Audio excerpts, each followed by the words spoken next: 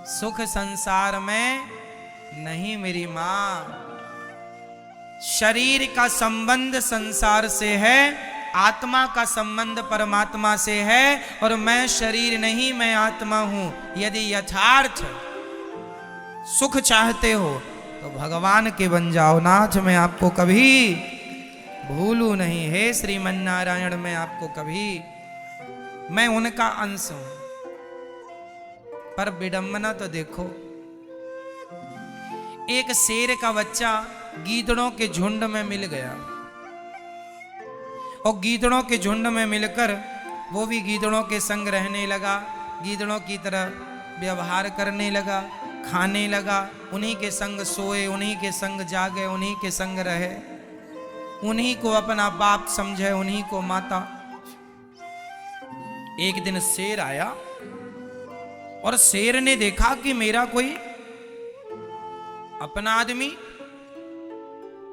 गीदड़ों की झुंड में दहाड़ लगाई, तो उसके अंदर से भी वो शेर तो था ही, उसने भी दहाड़ा।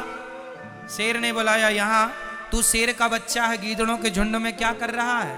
बोले नहीं नहीं, हम तो गीदड़ ही है, ये सब हमारे रिश्तेदार हैं। शेर ने कहा पागल, तू शेर का बच्चा है, कब से गीदड़ों के? बोले बचपन से। एक्चुअली हुआ क्या था, ये अपनी माँ से बिछड़ गया और गीदड़ों के झुंड में मिल गया, वहीं पला बढ़ा तो अपने आप को वो गीदड़ मान लिया।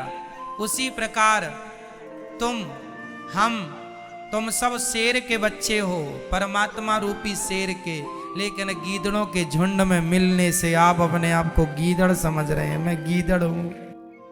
इसलिए मेरी माँ, ना तुम किसी की माँ हो, ना तुम किसी के बाप हो, ना तुम किसी की चाची हो, ना चाचा हो, ना नाना हो, ना नानी हो, तुम सिर्फ आत्मा हो जो परमात्मा से मिलने के लिए व्याकुल हो।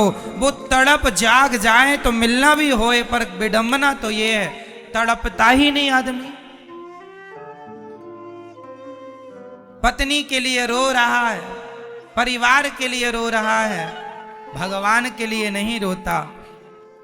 जाना सबको वही है मेरी माँ, अपना लोक परलोक ना बिगाड़ो। बस इतना ही कहेंगे हम आपसे।